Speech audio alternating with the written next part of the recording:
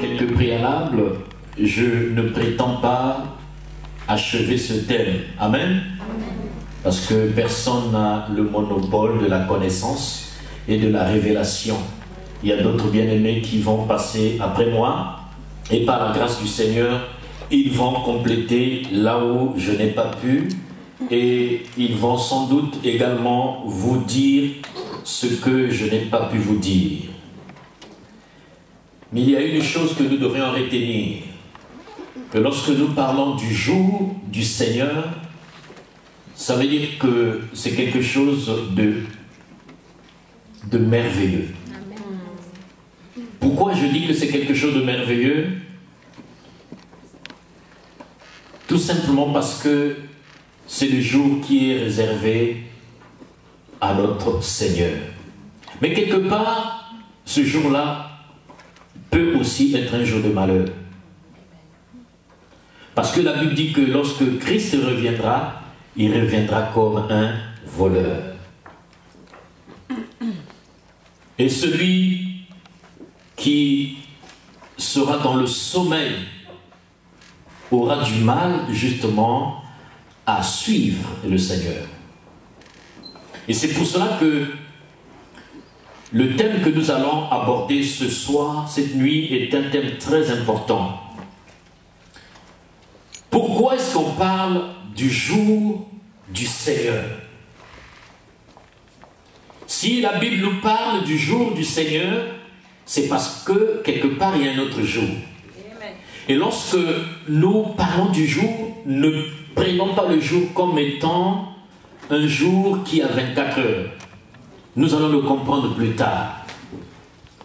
Lorsqu'on parle du jour du Seigneur, c'est une période. Alléluia. C'est une période. Et cette période-là, elle viendra. Et elle viendra certainement. Mais avant que cette période ne vienne, nous sommes en train de vivre un autre jour. Nous sommes en train de vivre une autre période. Et l'âge actuel que nous vivons, c'est ce qu'on appelle le jour de l'homme. Nous sommes en train de vivre le jour de l'homme. Nous sommes en train de vivre une période pendant laquelle l'homme veut prendre la place de Dieu. Nous sommes en train de vivre une période au cours de laquelle l'homme oublie Dieu. Si vous regardez dans tous les domaines de la vie quotidienne, l'homme a tendance à enlever Dieu. Dans le mariage, l'homme enlève Dieu. Dans l'éducation des enfants, l'homme enlève Dieu. Même dans les églises, les hommes ont tendance à enlever Dieu. Les hommes ont tendance à laisser Dieu à l'écart. C'est pour cela que les temps que nous sommes en train de vivre sont délicats. Ce sont des moments difficiles, douloureux. Ceux qui ont les yeux spirituels pour voir, ils se rendent bien compte qu'il y a quelque chose qui ne va pas. Et cette période, c'est le jour de l'homme. L'homme met Dieu à l'écart. Vous allez voir des gens qui vont se marier, ils n'associent pas Dieu dans leur mariage. Vous allez voir des gens qui, avant de s'investir dans une entreprise, ils laissent Dieu de côté. Vous allez voir des hommes et des femmes qui vont décider de mener leur vie comme ils l'entendent, laissant Dieu de côté. Et Dieu est derrière, Dieu nous voit. Et l'homme avance pendant que Dieu est derrière. Mais la Bible dit qu'il y aura un jour, c'est-à-dire il y aura un moment, une période va s'ouvrir. Et cette période-là, c'est ce que nous appelons le jour du Seigneur. Pas plus tard qu'hier, je regardais sur BFM TV. Vous savez, il y a des hommes qui sont en train de développer des algorithmes sur Facebook, sur WhatsApp, sur tous les réseaux sociaux. En fait, leur objectif, c'est de faire de telle sorte que quand quelqu'un a un profil sur Facebook, lorsqu'il décède, que cette personne-là continue à vivre. Ça Ça veut dire que si tu es ami avec quelqu'un qui vient de décéder sur Facebook, son profil va rester et son profil sera toujours activé. Et tu auras l'impression de parler avec cette personne. Parce que cette personne va donc te parler. Il va poster. Il va faire des publications. Ce sont des algorithmes qui vont le faire. Donc il y a des gens qui vont se mettre à adorer des idoles, à adorer des stars, à adorer des personnes qui sont déjà décédées. Mais les gens vont se dire que j'ai la possibilité d'entrer en communication avec ces personnes-là. Ça, c'est la théorie démoniaque. Ça, c'est la théorie démoniaque. Le but, c'est de pousser les gens à adorer les morts. Et nous sommes en train de vivre des temps compliqués. Des temps où l'homme décide de prendre un autre homme en mariage. Moi, je travaille pour le compte d'un opérateur téléphonique. Et quelquefois, j'ai certains abonnés en ligne. Et un jour, je parle avec un monsieur. Je dis, bonjour monsieur. Ben, il dit non, madame. Je dis, mais vous avez la voix d'un homme. Il me dit non, madame. Et en fait, il y avait un monsieur à côté qui, lui, est son mari. Vous voyez, deux hommes sont dans une même maison. Il y en a un qui dit qu'il est madame. Et il y en a un autre qui dit qu'il est monsieur. Les hommes laissent Dieu de côté. Nous vivons, les temps que nous sommes en train de vivre, nous vivons ce qu'on appelle les prémices de l'avènement du jour du Seigneur. Ce que nous sommes en train de vivre doit arriver. Parce que pour que le jour du Seigneur puisse se révéler, pour que le jour du Seigneur puisse se manifester, il faut que ces choses-là soient visibles. C'est pour cela, bien aimé, je vais peut-être scandaliser quelques personnes. Il y a certains sujets pour lesquels on ne doit pas prier. Lorsqu'on dit on va prier pour que la guerre cesse, on va prier pour que la paix règne, on va prier pour que... voilà. La Bible nous dit qu'il faut que ces choses-là arrivent. Mais nous devions plutôt prier pour autre chose. Nous devions prier pour que les gens se convertissent. Nous devions prier pour que l'évangile soit annoncé, pour que le royaume des ténèbres soit dépeuplé, pour que le royaume des ténèbres soit vidé. Parce que l'Église a ses pieds sur la terre et sa tête dans le ciel. Une Église qui se dit être Église du Seigneur a ses regards fixés vers le ciel. Parce qu'elle s'attend à l'avènement du jour du Seigneur. Et nous attendons le jour du Seigneur. Pas avec beaucoup de douleur, pas avec beaucoup d'inquiétude, parce que nous avons la ferme assurance que lorsque cette période-là va s'ouvrir, nous serons avec le Seigneur. Mais autour de nous, est-ce qu'il en sera le cas? Tu as des membres de ta famille, tu as ton père, tu as ta mère, tu as ton épouse, tu as ton époux, tu as tes enfants. Quand cette période-là va s'ouvrir, qu'est-ce qui va leur arriver? Amen, hein? Amen. Nous allons lire dans Matthieu. Matthieu chapitre 24, à partir du verset 5. La Bible dit, car plusieurs viendront sous mon nom, disant, c'est moi qui suis le Christ. Et ils séduiront beaucoup de gens. Dit, car beaucoup d'hommes viendront sous mon nom, et ils vont vous dire que c'est moi qui suis le Christ. Et ils séduiront beaucoup de gens. Vous entendrez parler de guerre et de bruit de guerre. Gardez-vous d'être troublés. Voyez, le Seigneur nous dit que avant que mon jour n'apparaisse, vous entendrez parler des guerres et vous entendrez parler des bruits de guerre, mais que vous ne soyez pas troublés. Que vous ne soyez pas troublés. Lorsque nous qui sommes enfants de Dieu, nous qui sommes chrétiens, lorsque nous voyons ces choses-là, la Bible nous demande de ne pas être troublés, parce que cela est normal. Tu vas me dire, mais non, c'est pas normal. Cela est normal. Et c'est pour cela que Vous allez voir, dans certains pays, il y a des gens qui font des chaînes de prière, qui mettent le nom d'un pays et ils associent au nom d'un pays Jésus-Christ. Ça n'a rien à voir avec le Seigneur. Quand la Bible dit que Dieu va sauver les nations, il ne s'agit pas des nations en tant qu'entité.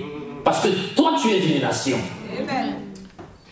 Quand la Bible dit que voici, vous ferez de toutes les nations mes disciples, on ne parle pas des nations en tant que la France, on ne parle pas de la nation en tant que l'Inde, on ne parle pas de la nation en tant que la Chine, on parle des hommes et des femmes.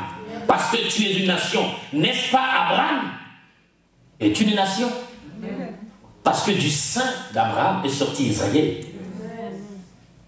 Et donc, la préoccupation de Dieu, ce n'est pas de sauver la France comme telle.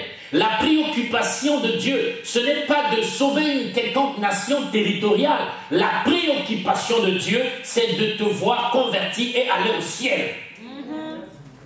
Ça, c'est ce qui fait battre le cœur de Dieu. Le verset 7 nous dit, d'abord le verset 6, je continue. Vous entendrez parler de guerre et de bruit de guerre. Gardez-vous d'être troublés, car il faut que ces choses arrivent. Mais ce ne sera pas encore la fin. Une nation s'élèvera contre une nation, et un royaume contre un royaume. Et il y aura en divers lieux des famines et des tremblements de terre. Tout cela ne sera que le commencement des douleurs. Tout cela ne sera que le commencement des douleurs. Donc nous sommes en train de vivre, n'est-ce pas, ces temps. La dernière fois, j'ai vu une vidéo, ça devait être, je crois, dans le Maghreb, des jeunes qui sont allés en boîte de nuit, et pendant qu'ils dansaient dans la boîte de nuit, ils s'éclataient, et le plancher de la boîte de nuit va s'écrouler, et ils vont tous tomber, ils sont morts. Nous allons voir des tremblements de terre qui vont se passer en Guyane, on le voit, en Haïti, on l'a vu. Des centaines de milliers de morts. Et on se pose la question, mais est-ce que Dieu serait-il injuste? Pourquoi Dieu permet cela? Il y a des gens qui ont fermé leur cœur parce qu'ils se disent, mais si Dieu était réellement Dieu, pourquoi il permet cela? Mais la réponse elle est simple, Matthieu nous le dit, il faut que ces choses arrivent. Il faut que ces choses arrivent. Mais moi, quand je vais parler du jour du Seigneur, le sort du monde, on le connaît. Tout le monde connaît le sort qui est réservé à ceux qui ne vont pas donner leur vie à Jésus. Mais moi, je vais m'attarder sur l'Église. Quel peut être, justement, l'intérêt pour nous de nous interroger chaque jour au sujet du jour de l'Éternel? Quel peut être le rôle de l'Église? Qu'est-ce que l'Église peut faire par rapport au jour du Seigneur? Et quand on lit justement dans 1 Pierre, chapitre 2, verset 11, l'apôtre Pierre nous dit, bien-aimés, je vous encourage en tant que résidents temporaires et étrangers sur la terre, à vous abstenir des désirs de votre nature propre qui font la guerre à l'âme. Voilà ce que l'apôtre Pierre nous recommande. D'abord, il nous considère comme étant des résidents temporaires. Donc, ceux qui vont passer leur temps à prier pour qu'il ait la paix sur la terre, en fait, ils se considèrent comme étant des résidents permanents. Mais bien aimé, j'ai une mauvaise nouvelle à t'annoncer. Tu n'es qu'un résident temporaire sur la terre. Tu n'es pas un résident permanent. Ça veut dire qu'un jour viendra où tu laisseras cette terre.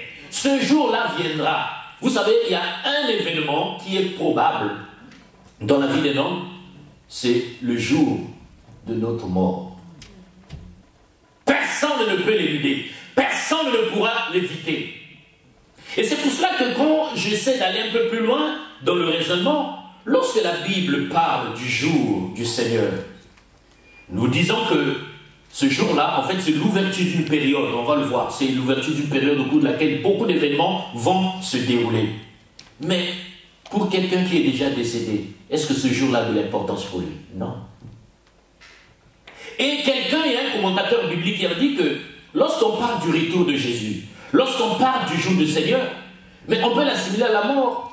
Parce que quelqu'un qui est mort avant que le Seigneur ne revienne, même si le Seigneur revenait 10 minutes après, s'il n'avait pas reçu le Seigneur, qu'est-ce que le retour du Seigneur aurait comme conséquence dans sa vie? Rien. Et c'est pour cela que nous devons faire attention. C'est pour cela que Pierre l'a dit. Il dit, bien aimé, je vous encourage en tant que résident temporaire et étranger sur la terre. Vous savez, il y a des étrangers en France qui vont à la préfecture pour renouveler leur carte de séjour. C'est la croix et la bannière. Beaucoup de gens sont passés par là. Il y en a qui ont souffert. Il y en a qui restent justement dehors, juste à l'entrée de la préfecture pour attendre que les guichets puissent s'ouvrir. Le guichet s'ouvre à 8 heures, mais il y a des gens qui dorment là. Parce que les gens veulent rester en France. Alléluia. Hein? Mais vous avez des gens qui s'accrochent également au monde, pensant qu'ils vont rester éternellement sur la terre.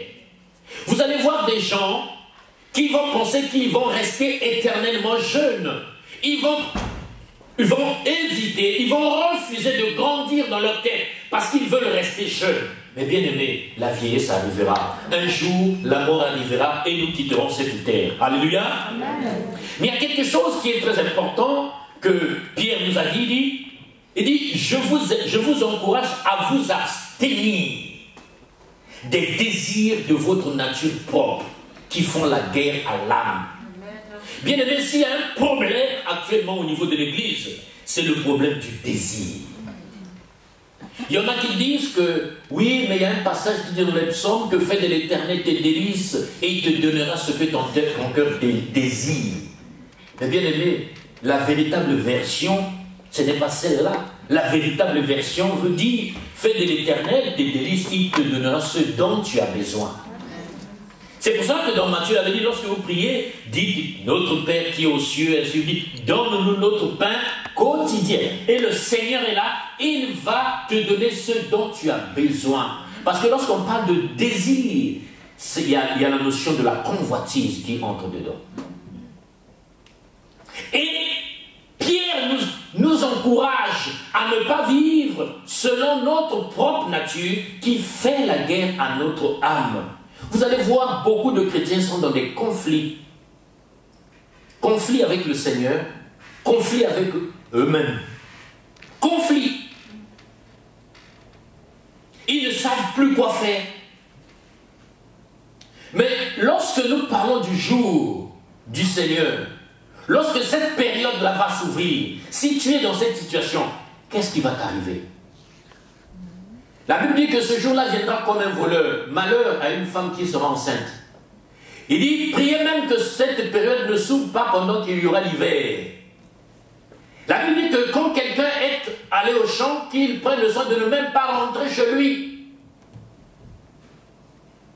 Tu dors avec ta femme, tu te réveilles, ta femme n'est plus là. Je crois que beaucoup de gens ont vu un film qui est passé, Embarquement immédiat.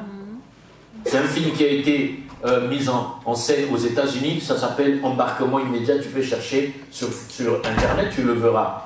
Et on nous parle des médias qui étaient en alerte parce qu'il y avait des disparitions partout. Il y a des gens qui ne sont pas conscients de cette réalité.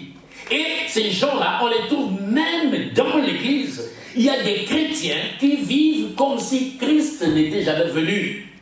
Il y a des chrétiens qui sont dans l'Église qui oublient que le Seigneur Jésus-Christ reviendra un jour. Ils oublient cela. Et c'est pour cette raison que comme l'homme veut laisser Dieu de côté, Dieu lui dit, ok, tu veux me laisser de côté, mais sache qu'un jour, un jour, je viendrai.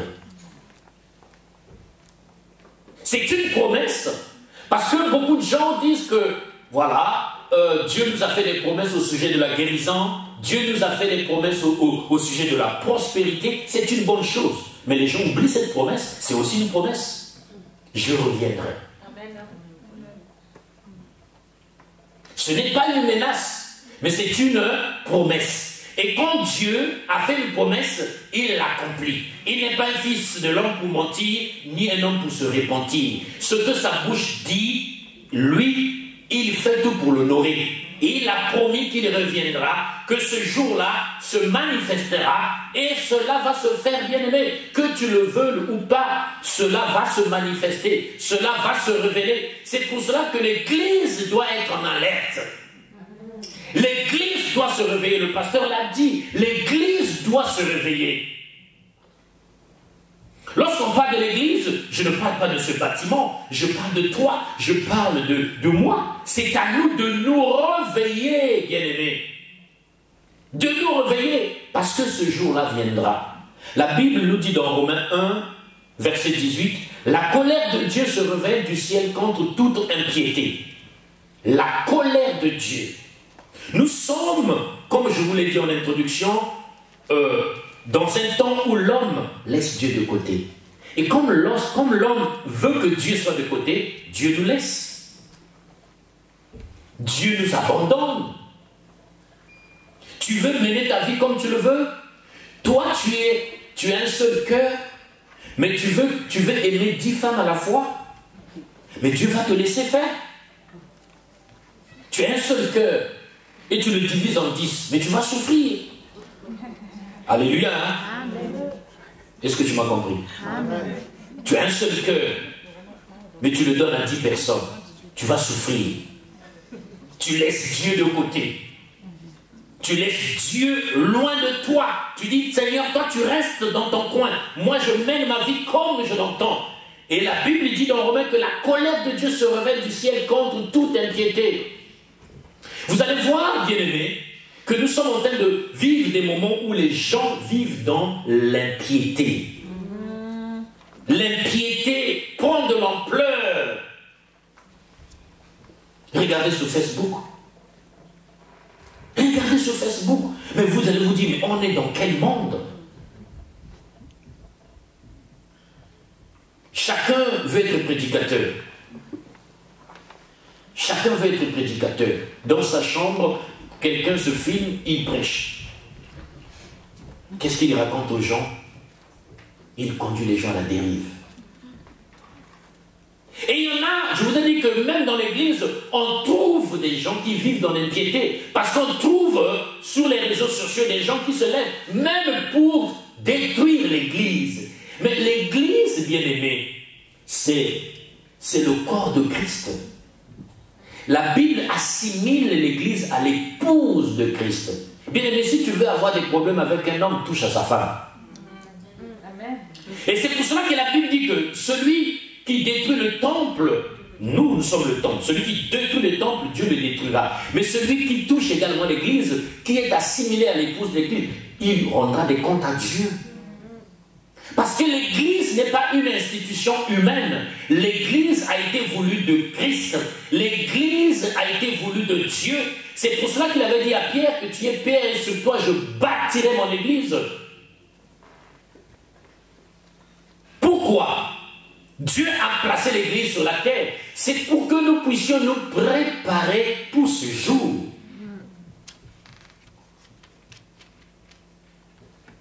Et nous voyons dans l'église beaucoup d'hommes, beaucoup de femmes qui abandonnent l'église. Ils vont dire, je vais prier à la maison. Bien-aimé, je vais te dire une chose. Moi, si quelqu'un me dit qu'il prie à la maison, je dis, tu es un menteur. Parce que déjà, l'église, tu as du mal à prier. Tu penses que le diable va te laisser tranquille à prier, tranquillement à la maison? Je dis, frère, ça c'est du mensonge.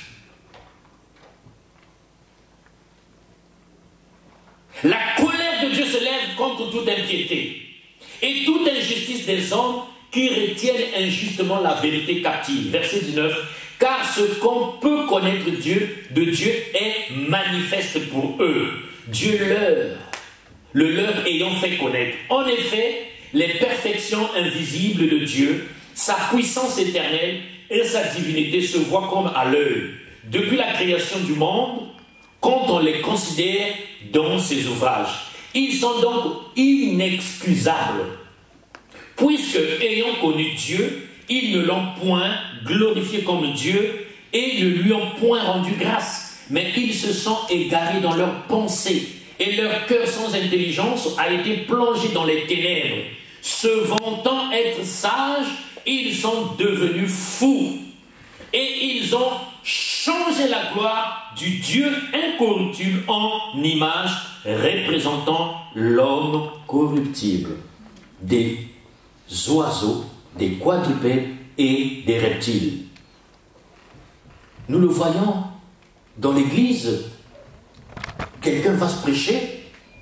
Quand il prêche, il a toujours une canne. Et tout au sommet de sa canne, c'est la tête d'un serpent. Mais c'est ça, c'est ce que la Bible est en train de nous révéler. Quelqu'un est en train de prêcher, il prêche, il y a un serpent, il y a un cobra. Il tient le cobra. Et les gens ne sont pas scandalisés. Les gens ne sont même pas étonnés de voir ces choses. Ils sont là, les gens applaudissent, les gens acclament. Mais bien évidemment, vous savez qu'il y a aussi certains démons qui se manifestent dans l'acclamation. Vous savez, il n'y a rien de particulier qui est dit on acclame. Vous acclamez pourquoi? Et quelqu'un, il est là avec un serpent. Quand il prie pour les gens, il met le serpent sur toi et tu tombes. Et les gens accourent. On te dit, va brouter de l'herbe. La personne va brouter de l'herbe. Mais quand on est dans une église où on t'enseigne la sainte doctrine, on t'enseigne la sainte parole, on te dit, frère, on veut que tu sois indépendant. On veut que toi aussi, que tu apprennes à chasser les démons. On veut que toi aussi, tu apprennes à prier en langue. On veut que toi aussi, tu apprennes à imposer les mains aux malades pour que les malades soient guéris. Les gens n'aiment pas ça. Les gens veulent être dépendants. Mais bien aimé, si tu es toujours dépendant, lorsque la période qu'on appelle le jour du Seigneur va se manifester, mais tu ne pourras pas supporter cela. Tu ne pourras pas supporter cela. Et c'est pour cela que nous devions extrêmement faire attention. Toujours dans Romains, la Bible dit, c'est pourquoi Dieu les a livrés à des passions infâmes, car leurs femmes ont changé l'usage naturel en celui qui est contre nature, et de même les hommes, abandonnant l'usage naturel de la femme, se sont enflammés dans leurs désirs les uns pour les autres, commettant homme avec homme des choses infâmes et recevant en eux-mêmes le salaire qu'ils méritaient leur égarement. Ok? Vous voulez ça? Faites ce que vous voulez. Tu veux ça? Fais ce que tu veux. Et c'est ce que Dieu se dit. Il dit, bon, vous voulez vivre comme vous le sentez, je vous laisse. Mais sachez que mon jour viendra. Le jour de ma vengeance. Le jour du Seigneur. Ce jour-là viendra. Bien-aimé, quand tu marches, il faut que tu puisses avoir en tête cette idée que le Seigneur reviendra un jour. Et la Bible dit, comme ils ne se sont pas souciés de connaître Dieu, Dieu les a livrés à leur sens réprouvé pour commettre des choses indignes, tant remplis de toute espèce d'injustice, de méchanceté, de cupidité, de malice, plein d'envie, de meurtre, de querelles, de ruse, de malignité, rapporteurs, médisants, impies, arrogants, hautains, fanfarons, ingénieux au mal. Ingénieux au mal. Il y a des gens qui ont un master, qui ont fait un master parce qu'ils réfléchissent comment faire le mal. Un master en théorie du mal. La Bible dit que ce sont des gens qui sont ingénieux au mal, rebelles à leurs parents, dépourvus d'intelligence, de loyauté, d'affection naturelle, de miséricorde. Eh bien, qu'ils connaissent le jugement de Dieu, déclarant dignes de mort ceux qui commettent de telles choses. Non seulement ils le font, mais ils approuvent ceux qui les font. À cause de la désobéissance de l'homme, l'homme attire la colère de Dieu. Bien-aimé, s'il y a quelque chose que Dieu ne supporte pas, c'est l'impiété. S'il y a quelque chose que Dieu ne supporte pas, c'est l'iniquité. Vous savez, l'iniquité, c'est quoi? L'iniquité, c'est se dire, ça c'est mauvais, mais je le fais. Tu es conscient que ce que tu es en train de faire est mauvais, mais tu persistes et tu signes. Et l'Église est en train de passer par ces temps. La Bible nous dit dans le livre de Joël 1, verset 25, que je vous remplacerai les années qu'ont dévoré la sauterelle, le gélec, le asile et le gazam, ma grande armée que j'avais envoyée contre vous. Donc lorsque nous sommes dans l'iniquité, lorsque nous ne marchons pas conformément à la parole de Dieu, Dieu est capable de nous envoyer son armée. Et à l'époque de Joël, c'était 4 espèces de sauterelles. Il y avait le gélec, le asile, le gazam, et il y avait également, donc il y avait la sauterelle, le gélec, le asile et le gazam. Ce sont des variétés différentes des sauterelles. Dieu les avait envoyées pour détruire justement Israël. Et nous voyons, bien aimés, qu'il y a certaines choses qui se passent dans la vie de beaucoup d'hommes. Les gens disent que c'est le diable. Non, ce n'est pas le diable, c'est que Dieu t'a livré. Dans les épîtres, l'épître de Corinthiens, la Bible dit que quand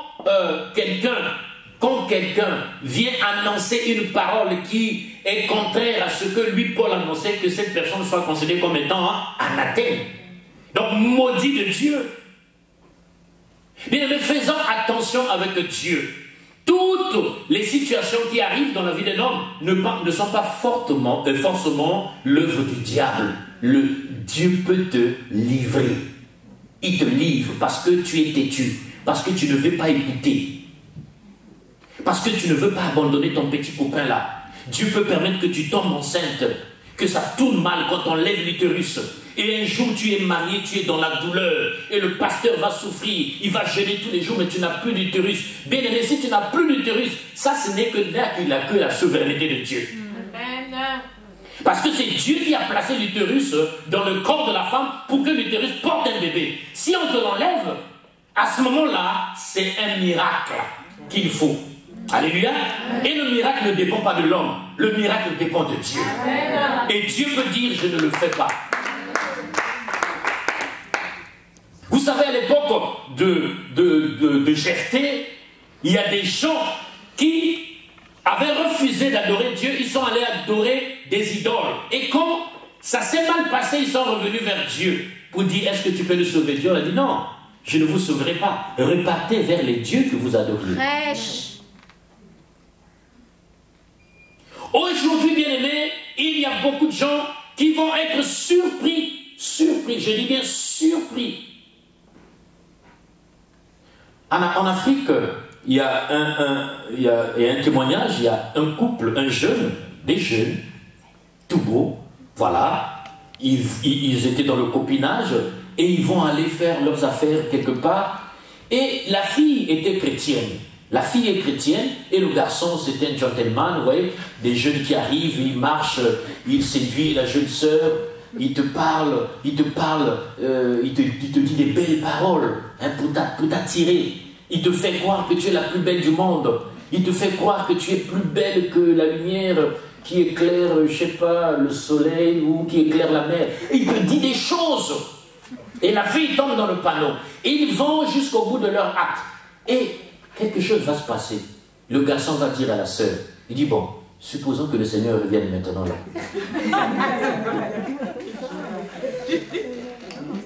Vous voyez, ça c'est un envoyé du diable. Il dit, supposons que le Seigneur revienne maintenant là. Est-ce que toi tu partiras? Alléluia.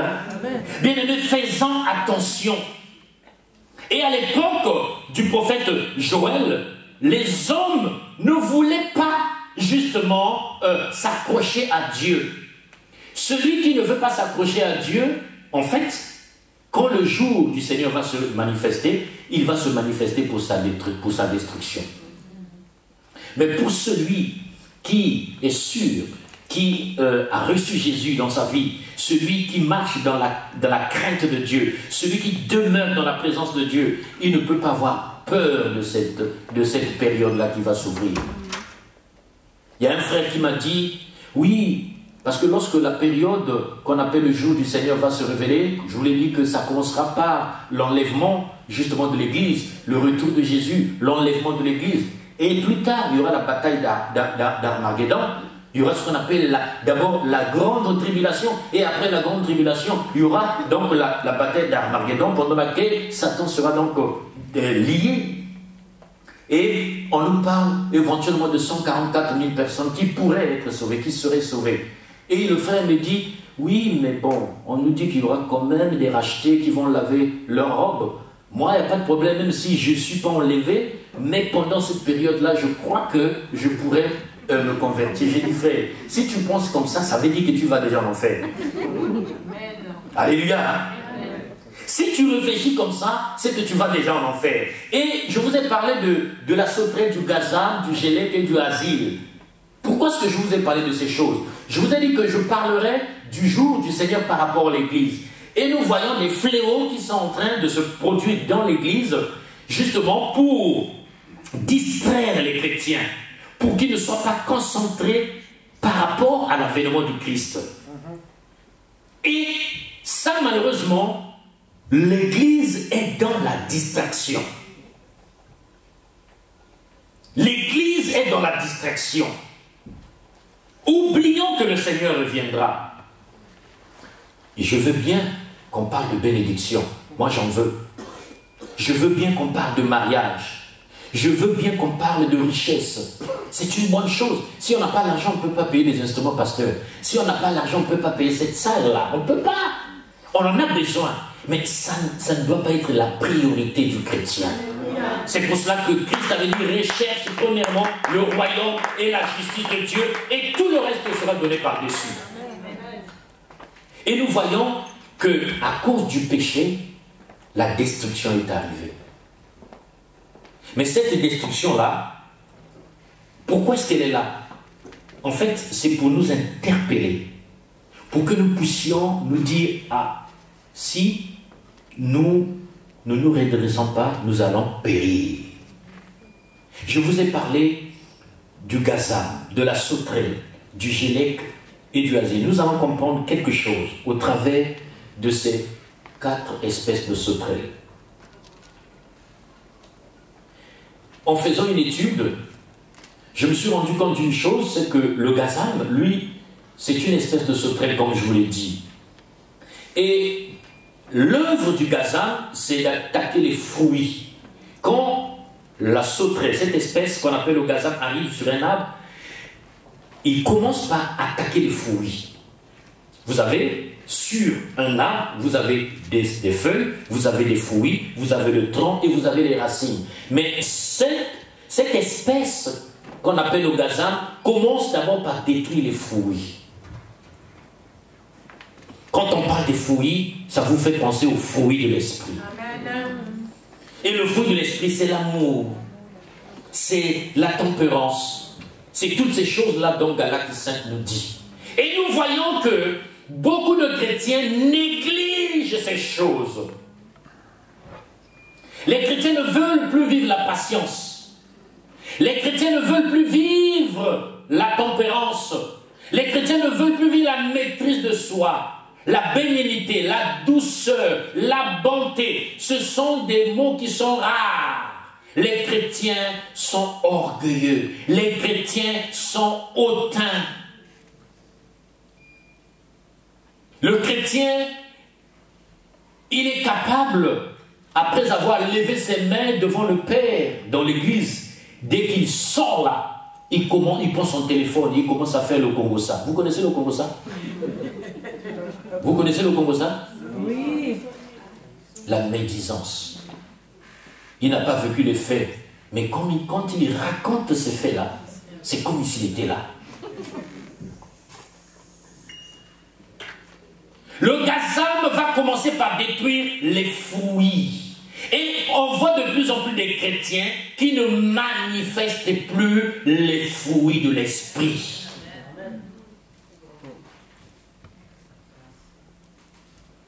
Les chrétiens sont chauds. Tu vas voir une jeune sœur, tu lui dis, ma sœur, ce frère est venu te proposer en mariage. Dis, ma sœur, prie d'abord. Non, non, pasteur, tu sais, moi je commence à devenir vieille fille, il faut que je me marie, tu vois, il faut que. Plus de patience. Mais la personne hypothèque sa destinée pour quelque chose de précaire, pour quelque chose d'éphémère. Bien aimé, je vais vous parler un peu de manière que vous allez voir quelqu'un qui va aller commettre l'impudicité. Tout de suite après cette acte-là, la personne se dit, mais pourquoi j'ai fait ça? Il y a la honte. Personne ne l'a vu, hein. Lui-même il a honte. Tellement que le Saint-Esprit est en train justement de l'acculer. Et le diable l'accuse. À l'église, on avait un frère. Il y a un cantique qu'on chantait à l'église. Nous levons nos mains vers toi. Et quand lui, il a levé les mains, le diable lui parle à l'oreille. Dis, toi aussi, les mains que tu lèves là, est-ce qu'elles sont pures?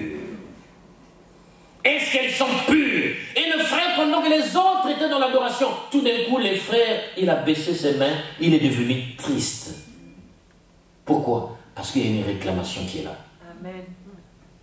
Les chrétiens ont abandonné les fruits de l'esprit parce qu'il y a une sauterelle qui est passée par là.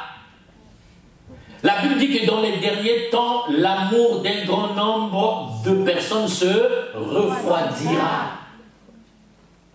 Nous sommes en train de vivre ces choses-là. Mais c'est normal. Toutes ces choses-là se passent pour que nous puissions prendre conscience, bien-aimés, que le jour du Seigneur est proche. Quand on commence à voir ces choses-là se manifester, même dans l'église, où, voyez, au cours d'un culte, il y a des pasteurs qui se battent parce que l'autre n'a pas pu avoir les offrandes.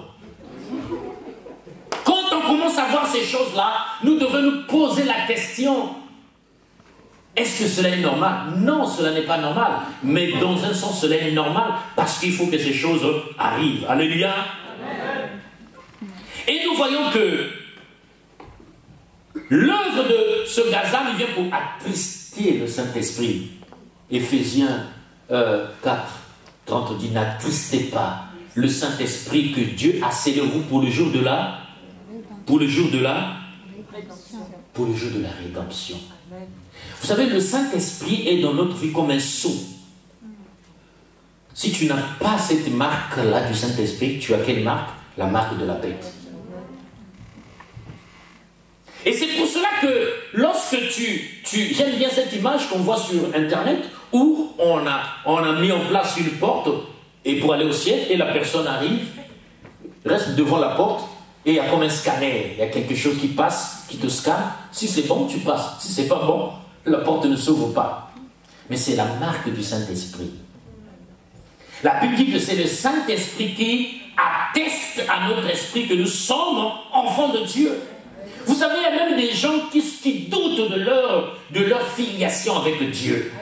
Parce que le Saint-Esprit n'arrive pas à attester à leur esprit qu'ils sont enfants de Dieu. Pourquoi? Parce que le Saint-Esprit est attristé. Le feu du Saint-Esprit s'éteint.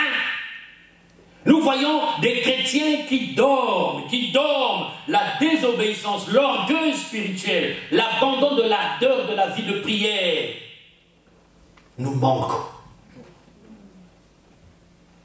Ces choses-là se manifestent pourquoi? Parce qu'un jour le Seigneur reviendra. Nous devrions nous réveiller, bien-aimés. Nous devions nous réveiller. C'est bien d'attendre que le Seigneur revienne. Mais est-ce que tu pourras être de ceux qui seront enlevés? Le but, c'est celui-là. La vie de prière, l'ardeur baisse. Et le chrétien tombe dans un sommeil spirituel. Le péché devient quelque chose de banal. Le péché devient quelque chose de banal.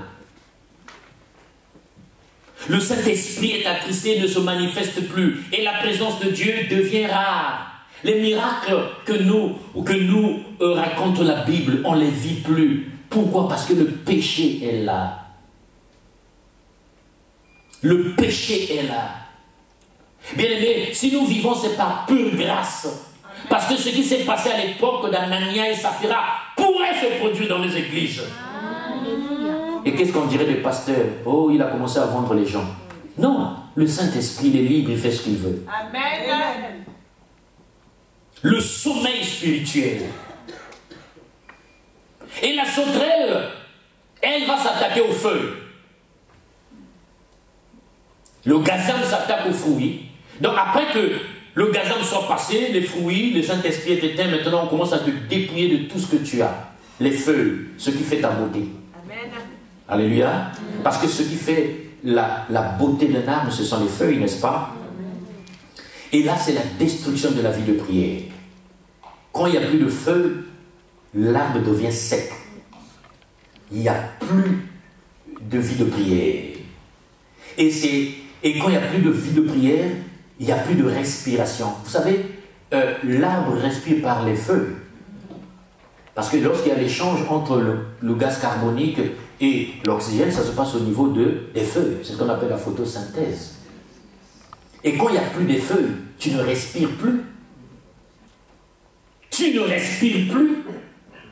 Et c'est pour cela que nous voyons des gens qui ont du mal justement à vivre une vie chrétienne épanouie.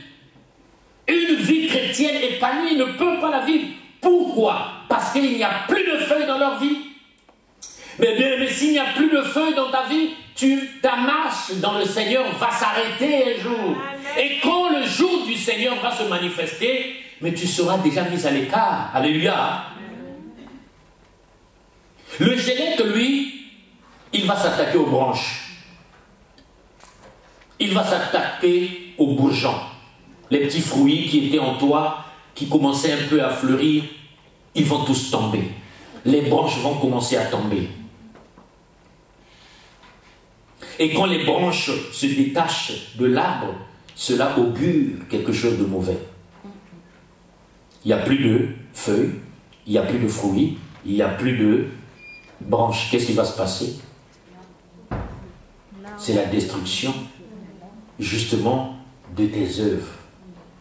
Et vous allez voir des chrétiens qui ne peuvent plus faire des bonnes œuvres. Il y a des chrétiens qui ont un cœur dur.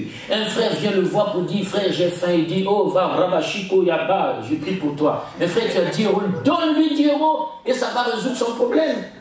Il y a des choses il y a certains sujets de prière qu'on ne résout pas par la prière. Amen. Hein? Le pasteur va dire, bon, écoutez, il faut qu'on paye la salle. On va dire, frère, parce qu'on va prier. Non, là, il ne s'agit pas de prier. Là, il s'agit de mettre la main dans la poche et de donner. Alléluia. Il faut donner.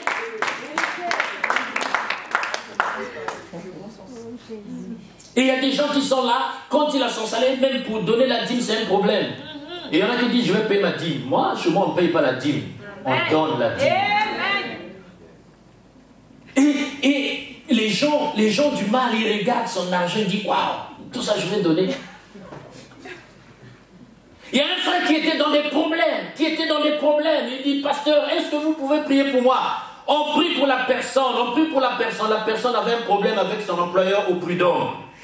Les gens priaient, ont jeûné, l'intercession s'est levée. Il a gagné le procès au prud'homme. D'abord, il a dit, pasteur, priez pour moi. Lorsque je gagnerai mon procès au prud'homme, je donnerai ma dîme. Ah, le pasteur était content. Ah oui, une dîme. On prie. Et le frère gagne le procès. Il gagne le procès. Bon, qu'est-ce qui va se passer? On lui tend un chèque de 20 000 euros. Le frère, il divise par 10. 20 000 euros divisé par 10, ça fait 2 000 euros. Il dit, waouh, donc je vais donner tout ça. Il commence à se poser des questions. Un dimanche, le frère n'est pas venu à l'église. 2 dimanches, le frère n'est pas venu à l'église. Pendant un mois, le frère ne venait pas. Un jour, on le rencontre dans la rue. Il était dans une belle voiture. Il dit, oh, pasteur. Il baisse les vitres. Il y avait Kofi Olomide qui jouait là. Il dit, frère, moi je viendrai. Bien aimé, ces choses-là doivent arriver pour nous interpeller. Pour nous interpeller. Parce que si cela ne nous interpelle pas, vous savez, quelqu'un a dit que j'aime bien aller dans la maison du deuil. Je dis, mais pourquoi tu aimes aller dans la maison du deuil? Il dit, mais c'est là-bas qu'on est conscient. Parce que lorsque tu vas dans la maison du deuil, tu vois la personne avec qui tu as discuté hier, tu vois là, la personne est là, devant toi, morte. Et c'est là, là où tout le monde est conscient. Quand tu vas dans la maison du deuil, tu peux dire aux gens de faire n'importe quoi, ils vont le faire. Parce qu'ils ont peur. Alléluia. Hein? Ils ont peur. Mais allez dans une maison de fête. Vous allez voir, il y a des gens qui vont danser nus. Surtout avec Facebook, là, les gens sont en train de manger, ils se filment. Ils mangent, ils se filment. Je suis chez McDo.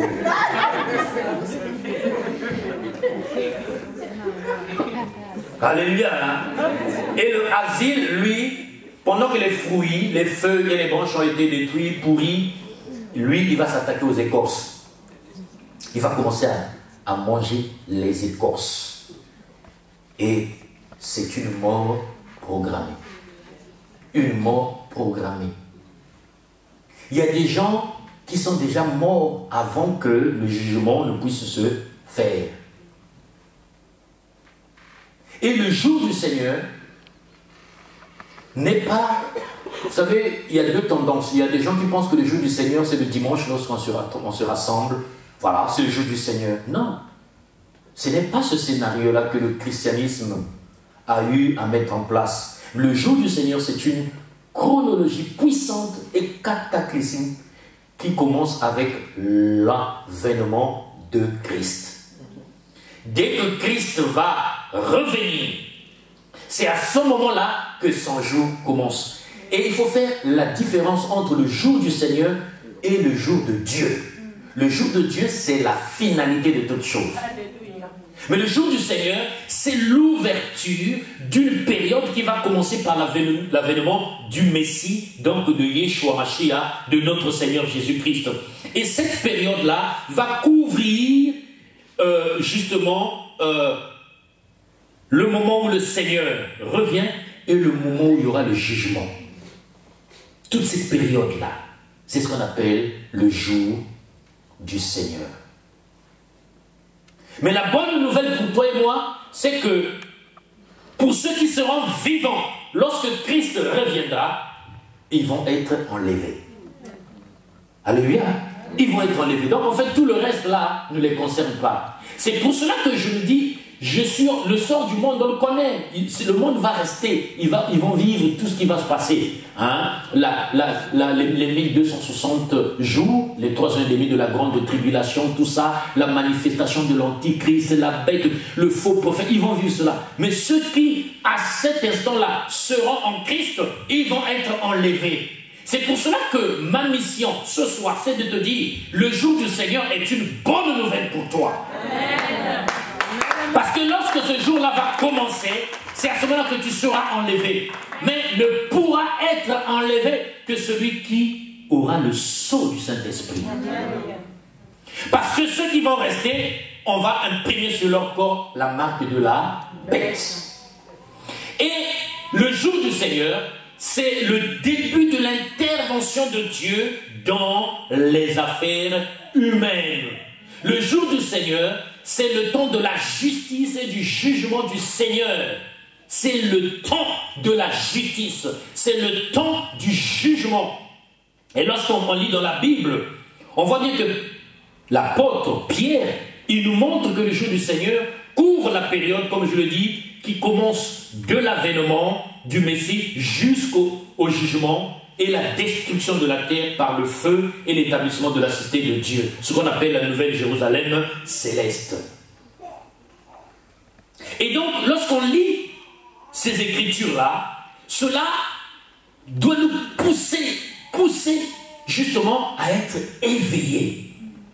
Parce que quand quand cela va se produire, comme si quelqu'un venait dans votre maison à votre insu, pendant que vous êtes en train de dormir. Vous savez, en Afrique, il y a des voleurs qui sont des spécialistes, qui mettent des produits pour endormir les gens. Et là, ils peuvent entrer facilement. Et dans certains pays, chez moi au Congo, en général, lorsqu'il pleut vers 2h, 3h du matin, pendant que les gens sont dans le sommeil profond. Vous savez, en France, lorsqu'il pleut, on ne sent pas la pluie. Mais en Afrique, lorsqu'il pleut, on aime bien. Parce qu'on a les tôles. Quand la pluie tombe sur les tôles, ça fait... Et ça te berce. Et les voleurs en profitent pendant ce temps-là pour s'infiltrer dans les maisons. Et c'est ce qui se passe. C'est ce qui se passe, bien-aimés. Les belles choses de la vie, la douceur de la vie, les belles mélodies de certains musiciens. Il y en a lorsqu'ils sont en train d'écouter ces musiques-là, ils sont déjà partis dans un autre monde. Mais tu ouvres la porte aux démons. Tu ouvres la porte aux démons. Vous savez, pour ceux qui sont du Congo, il y a un orchestre au Congo démocratique qu'on appelle Zaiko Langalanga. Hein? Vous avez connu ça? Et quand je vois beaucoup de gens, quand je vais dans les marais, je vois comment les gens se déchaînent, les gens ne comprennent pas ce qui se passe. Les gens ne comprennent pas, ils ne savent pas qu'il y a s'ils ont des yeux spirituels pour voir, ils vont voir ce qui va se passer. Vous savez, à l'époque, ils avaient une chanson. Quand ils chantaient, ils disaient Inchusuko Kele, et bah démon, bah là ok. Vous n'avez jamais fait attention à ça? Hein? Vous n'avez jamais fait attention à ça? Et quand ils commencent à dire Inchusuko Kele, donc le corps se réveille et les démons se déchaînent. Et là, les gens commencent à se déchaîner sur la piste. Mais les gens ne savent pas qu'ils sont manipulés par les esprits impurs. Ils sont manipulés par les esprits impurs. Et c'est pour cela que, bien aimé, lorsque à l'église on dit que cette musique-là n'est pas bonne, on ne te torture pas. Il y en a qui prennent ça pour une torture. C'est pas une torture. Lorsqu'on te dit, le petit copain là, il faut que tu l'abandonnes, abandonne-le, débarrasse-toi de lui. Débarrasse-toi, lâche-le. Les gens pensent qu'on les torture. Mais on ne te torture pas, on te veut du bien. Vous savez, celui qui t'aime, ce n'est pas celui qui t'emmène au KFC. Celui qui t'aime, c'est celui qui va te dire la vérité. Celui qui t'aime, c'est celui qui va te dire que crains le Seigneur. Celui qui t'aime, c'est celui qui va te dire il faut haïr le péché. C'est celui-là qui t'aime. C'est pas celui qui te fait des cadeaux tout le temps. On peut te faire des cadeaux pour couvrir un péché. Amen. Alléluia. Hein? Amen. 2 Pierre 3, 10 à 16 dit, le jour du Seigneur viendra comme un voleur. En ce jour, les cieux passeront avec fracas, les éléments embrasés se dissoudront, et la terre avec les œuvres qu'elle renferme sera consumée. Puisque donc toutes ces choses doivent se dissoudre, qu'elles ne doivent pas être la sainteté de votre conduite et votre piété. Tandis que vous attendez et hâtez l'avènement du jour de Dieu, à cause duquel les cieux enflammés se dissoudront et les éléments embrasés se fondront. Mais, ça c'est ce qui est bien pour moi. Le verset 13 dit, mais nous attendons, selon sa promesse, de nouveaux cieux et une nouvelle terre, où la justice habitera. C'est pourquoi, bien-aimés, en attendant ces jours, appliquez-vous à être trouvés par lui sans tache et irrépréhensible dans la paix. Croyez que la patience de notre Seigneur est votre salut. Comme notre bien-aimé frère Paul vous l'a aussi écrit, selon la sagesse qui lui a été donnée, c'est ce qu'il fait dans toutes ses lettres. Où il parle de ces choses dans lesquelles il y a des points difficiles à comprendre, dont les personnes ignorantes et mal affermies tordent le sens comme celui des autres écritures pour leur propre ruine. Et là, Pierre le précise, il dit, nous attendons le jour du Seigneur. Mais en attendant ce jour-là, efforcez-vous d'être irrépréhensible. Efforcez-vous d'être que la Bible dit que rien d'impur ni de souillé n'entrera dans le royaume. Dieu est un Dieu de justice, bien-aimé. Vous pensez qu'il y a des frères, il y a des sœurs qui ont vécu dans la crainte de Dieu et ils vont se retrouver, Dieu, et puis celui qui passait tout son temps dans la boîte de nuit, il va dire tout est grâce, tout est grâce. Non, Dieu est un Dieu de justice. C'est un Dieu de justice. Pendant que les autres sont en train de chercher Dieu, pendant que les autres, voilà, il y en a qui sont restés à la maison en train de dormir. Mais toi et moi, nous sommes ici pourquoi? Parce que nous voulons demeurer dans la présence de Dieu. Nous blanchissons nos nuits, nous cherchons la face de Dieu, nous voulons demeurer purs, nous voulons plaire à Dieu. Mais la Bible dit que celui qui a Christ a la vie, celui qui n'a pas Christ n'a pas la vie. Le jour du Seigneur, l'expression le jour du Seigneur, vous le trouverez dans seulement quatre passages bibliques. Ailleurs, on parlera du jour de Dieu, on parlera du jour de l'Éternel, mais l'expression le jour du Seigneur, vous le trouverez à 4 reprises. Dans 1 Thessaloniciens 5, 2, 2 Thessaloniciens 2, 2, 2 Pierre 3, 10 et Apocalypse 1, 10. Mais moi, ce qui m'a retenu, c'est plutôt 1 Thessaloniciens 5, 1 à 14, qui nous dit, pour ce qui est des temps et des moments, vous n'avez pas besoin, frères, qu'on vous en écrive, car vous savez bien vous-même que le jour du Seigneur viendra comme un voleur. La première caractéristique du jour du Seigneur, c'est que ce jour-là viendra comme un voleur. Quand Christ reviendra, il reviendra comme un voleur. Bien-aimé, tu ne pourras pas te préparer. Il ne faut pas attendre, il n'y aura pas un communiqué qui passera à la télé. Il n'y aura pas un message qui sera publié sur Facebook où beaucoup de gens vont liker. Il n'y en aura pas. C'est maintenant qu'il faut être sensible. C'est maintenant qu'il faut se préparer. C'est maintenant qu'il faut se préparer parce que tu ne sais pas le jour. Souviens-toi de ce que j'ai dit.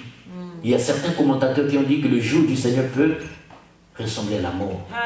Tu ne connais pas le jour de ta mort. Alléluia. Quand le jour de ta mort viendra, tu ne le sauras pas, bien-aimé.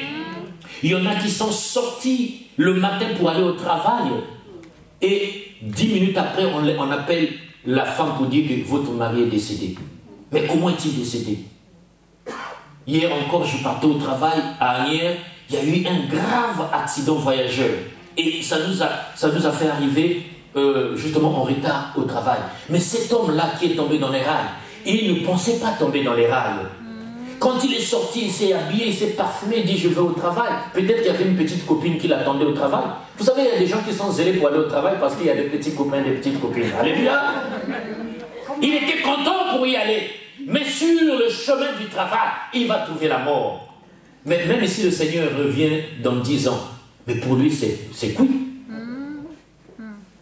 La Bible dit qu'il est appelé un homme de mourir une seule fois, après quoi vient le jugement. Première caractéristique, le jour du Seigneur viendra comme un voleur dans la nuit.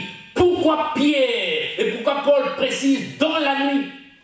Parce que dans le jour, c'est difficile de voir un voleur. Je parle pas des bandits qui peuvent faire, mais un voleur. Parce qu'un voleur, quand il vole, il ne veut pas qu'on le voie. Voilà pourquoi on l'appelle voleur. Parce qu'il ne veut pas qu'on le voie. Et en général, il ne vole pas le jour, il vient la nuit. La nuit, c'est un moment trouble. La nuit, c'est l'image de l'obscurité. Quand toi, tu vas vivre dans l'obscurité, quand tu veux vivre dans les ténèbres, à chaque fois que tu pêches, tu vis dans les ténèbres. Et là, le voleur peut se manifester. Et beaucoup de gens qui seront dans les ténèbres, quand le Seigneur reviendra, ils ne pourront pas le voir. Souvenons-nous des 10 vierges. La Bible dit qu'il y en avait 5 qui étaient sages et 5 qui étaient folles. Mais les 5 sages avaient fait quoi? Elles savaient que l'époux devait arriver de nuit. Qu'est-ce qu'elles ont fait? Elles ont apprêté leur lampe. Et elles ont préparé de nuit. Et elles pouvaient voir l'époux. Mais il y a des gens, l'église est en train de dormir. Les chrétiens sont en train de dormir. Et quand le Seigneur reviendra, Il a dit, trouverai-je la foi sur la terre? Est-ce que tu reconnaîtras le Seigneur? Jean 1 le dit, qu'au commencement était la parole était avec Dieu, et la parole elle est venue vers les siens, et les siens ne l'ont pas reçu. Pourquoi les siens ne l'ont pas reçu? Pourquoi d'après vous? C'est parce qu'ils ne l'ont pas reconnu. Parce que s'ils savaient que c'était lui, Yeshua Mashiach, ils allaient s'empresser pour le recevoir. Mais ils ne l'ont point reconnu. Voilà pourquoi ils ne l'ont pas reçu. Bien aimé, il y a beaucoup de chrétiens qui resteront, qui sont dans les églises, qui resteront parce qu'ils ne reconnaîtront pas la voix de l'époux. Ce jour-là viendra comme un voleur dans la nuit. Quand les hommes diront paix et sûreté, alors une ruine soudaine les surprendra comme les douleurs de l'enfantement surprennent. Donc, deuxième caractéristique, c'est la surprise. Tu n'auras pas le temps de te préparer. Tu n'auras pas le temps de dire Seigneur, pardonne-moi parce que je viens de faire le péché. Non, tu n'auras pas ce temps. Parce que ça se fera en un clin d'œil. Et quelque part dans la Bible, on nous dit que même lui-même, le Seigneur Jésus-Christ, ne connaît pas ce jour. Il n'y a que le Père qui le sait. C'est un secret bien gardé, bien aimé. Mais c'est une promesse. Il faut s'attacher à cette promesse-là. C'est pour cela qu'il faut être prêt. Il peut se passer quelque chose juste après la nuit de prière. Mais il faut que tu sois prêt. Il faut que tu sois prêt. Et comme les douleurs de l'enfantement surprennent la femme qui est enceinte, vous savez, nous sommes comme une femme enceinte. Nous attendons l'accouchement. Mais quand l'accouchement arrive, il y a des femmes qui ont accouché dans la rue. Parce qu'elles n'ont pas prévu cela. Mais il y a des femmes qui ont été sages, qui ont suivi les conseils de leurs sages femmes. Et il y en a qui prennent leur petite valisette, elles vont à l'hôpital, on lui pose la question, tu vois, je vais pour accoucher. Mais tu n'as même pas les contractions, tu dis non, mais parce qu'il a été prévu que j'accouche aujourd'hui. Mais il y a des femmes désordonnées qui ne comprennent pas, qui ne savent pas, jusqu'à 8 mois et demi, elle n'a pas préparé sa valisette. Et elle est en train de danser quelque part, et pouf, les douleurs de l'enfantement arrivent. Et elle est obligée d'accoucher devant tout le monde. Alléluia, hein? Il y a des chrétiens qui seront surpris ce jour-là. Il va se retrouver dans une boîte de nuit. Et le Seigneur arrive.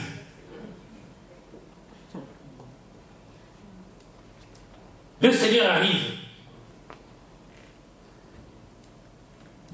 Il y a des gens, il est aussi en France, il est marié. En Afrique aussi, il est marié.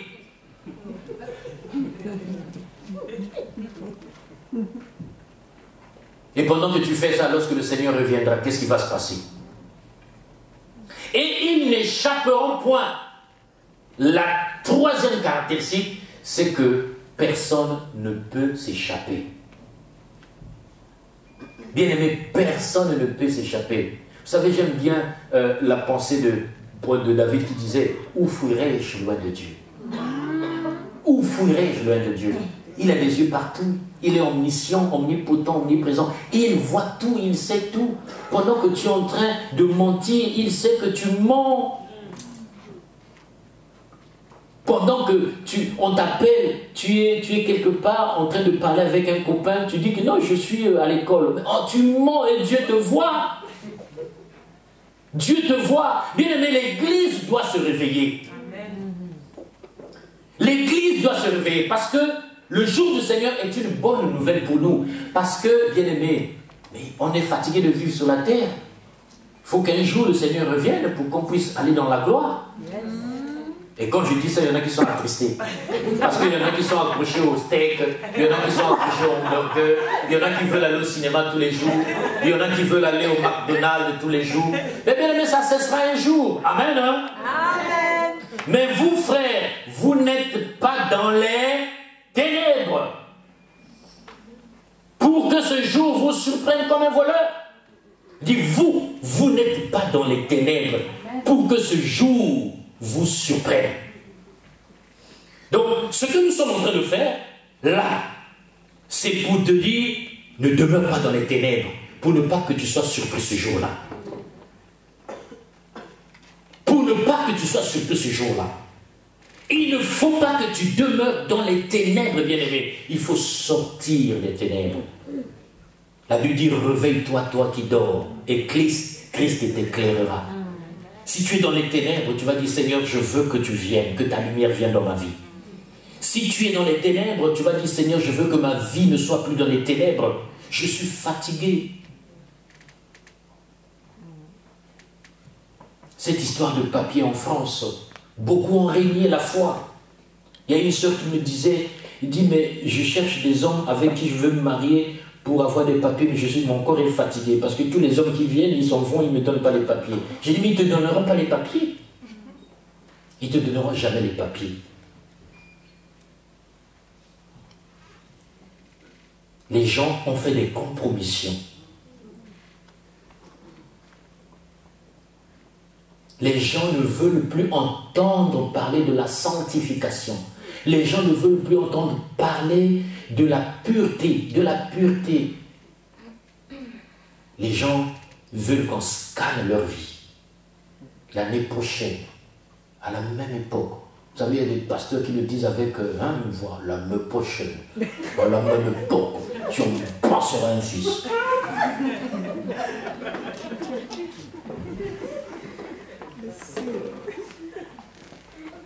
Mais nous avons besoin également que le Saint-Esprit puisse se manifester dans nos vies, dans nos églises, pour que les œuvres des ténèbres soient mises à nu. Amen. Pas pour condamner les gens, mais pour que les gens se disciplinent. Amen. Pour que les gens comprennent que leur survie, leur vie en dépend. Moi, je connais un homme de Dieu. C'est un homme de Dieu qui avait vraiment un esprit prophétique. Il était capable de te voir et dit, tu sens l'odeur, ma soeur, tu sens l'odeur de l'impudicité. Et là, la sœur commence à dire, mais comment tu l'as su, pasteur? Oui, mais le Saint-Esprit le dit. Il dit à une sœur, ma soeur, là tu es en train de sortir, mais tu vas à ton rendez-vous là. Je suis en train de te voir, là tu vas à ton rendez-vous avec ton copain là. Tu vas mourir là-bas. Mais pasteur, comment tu le sais? Le Saint-Esprit là, il parle. Nous avons besoin de craindre Dieu. Nous avons besoin d'aimer Dieu. Vous savez, lorsque tu commences à craindre Dieu, c'est à ce moment-là que ton amour pour lui augmente. Yes. La crainte de Dieu est le commencement de la sagesse. Amen. Crains Dieu, mon frère, et tu entreras au ciel. Il y en a qui disent, oui, je suis sauvé par grâce. Mais celui qui est sauvé par la grâce produira les œuvres de la justice. Amen. Si tu me dis que tu es sauvé et que tu ne produis pas les œuvres de la justice, les œuvres ne sauvent pas. Mais obligatoirement, je dis bien obligatoirement, celui qui est sauvé produira les œuvres de la justice. Si tu n'arrives pas à produire les œuvres de la justice, c'est qu'il y a un problème. Et c'est pour cela que l'Église doit être sensibilisée. Parce que Paul, l'apôtre le dit que ce jour-là viendra avec fracas. Ce jour-là viendra avec fracas. Ça veut dire qu'il y aura un scandale. Ça va causer des scandales. Ça va causer des scandales. Bien, mais quand la Bible dit fracas, ça veut dire que ça va causer des scandales. Il y a des gens qu'on pensait qu'ils étaient sauvés. C'est ce jour-là qu'on va se rendre. Waouh! Celui-là, donc il reste. C'est ce jour-là qu'on saura la vérité. C'est pour cela, bien-aimé, qu'il faut s'accrocher à Dieu pour ne pas rester. Quand vous lisez dans Apocalypse, on vous parle des manifestations de la grande tribulation. On dit que les gens chercheront la mort, mais la mort ne sera pas là. Les gens, c'est le seul moment où les gens auront envie de mourir pendant la grande tribulation. Je veux mourir. Ça veut dire qu'on te coupe les pieds, les mains, la tête. On prend ta tête, on va la mettre à Melun. On prend les pieds, on met à Creil. Et par attraction, la tête, les membres, tout reviennent en place. Tu dois vivre. Il faut que tu vives les 3 ans et demi de la grande tribulation. Alléluia. Il Il faut que nous comprenions ces choses, bien-aimés. Ce qui vient après l'enlèvement, je n'ai pas envie de vous le dire. Vous savez pourquoi? Parce que je veux que tu ne vives pas ça. Donc pas, pour moi, ce n'est pas intéressant. Ce qui est intéressant pour moi, c'est l'enlèvement. Je veux que tu sois enlevé. Je veux que tu sois pris avec le Seigneur. Pour que tu ailles assister aux noces de l'agneau. Est-ce que tu ne voudras pas, quand Christ sera avec son épouse, que tu prennes la robe de l'épouse, que tu sois fille d'honneur, que tu sois garçon d'honneur, parce que tu auras assisté aux noces de l'agneau? Bien-aimé, il n'y a pas de plus beau événement que ça. Bien-aimé, ça c'est merveilleux. Pour terminer, je vais vous raconter une histoire. Et après on va prier. C'est l'histoire d'une dame, je l'appelle dame, par respect. En fait, c'est la femelle de l'aigle. Bon, je l'appelle dame, par respect. Et elle avait deux petits aiglons. Vous savez, l'aigle a l'habitude d'habiter dans les hauteurs, perché là-bas sur les sommets. Et elle a formé son nid avec deux petits. Et qu'est-ce qui va se passer? Et elle allait justement chercher à manger. Quand elle rentre, elle donne à manger à ses petits. Les petits étaient contents.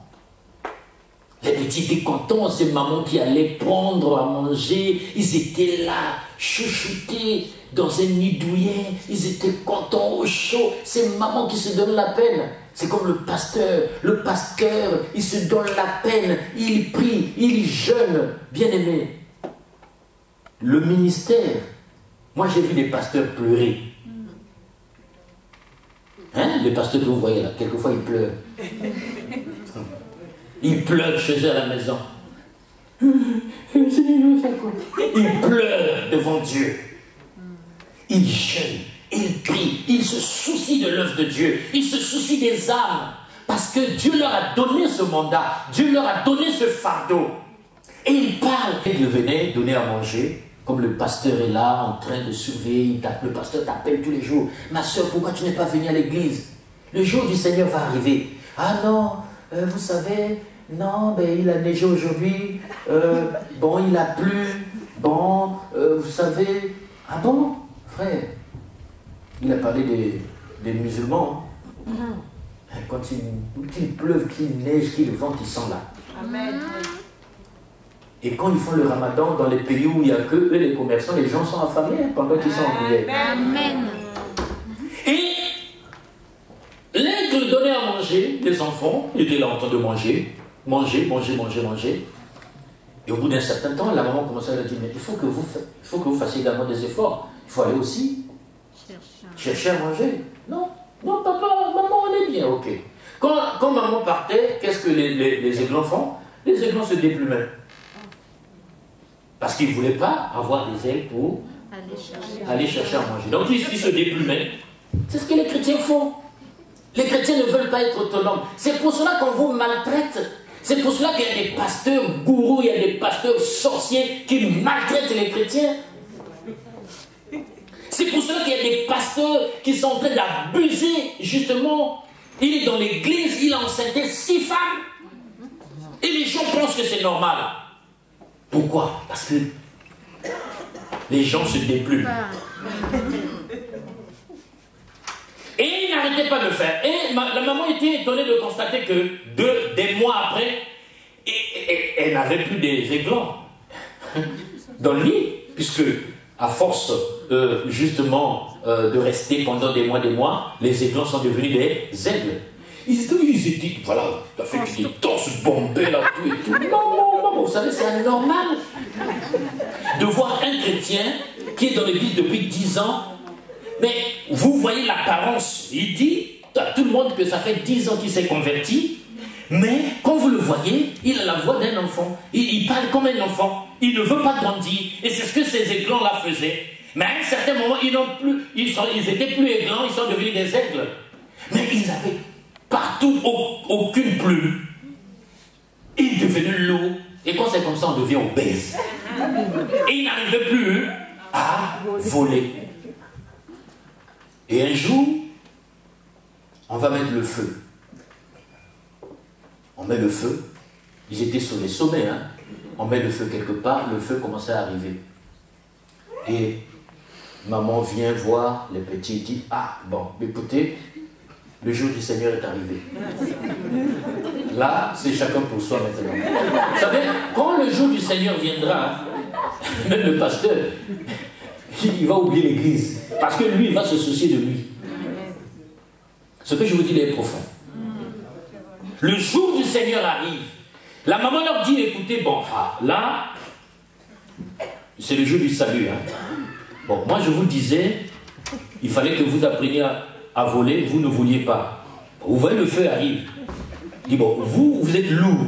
Bon, moi je ne peux pas vous porter. Je ne peux pas vous prendre.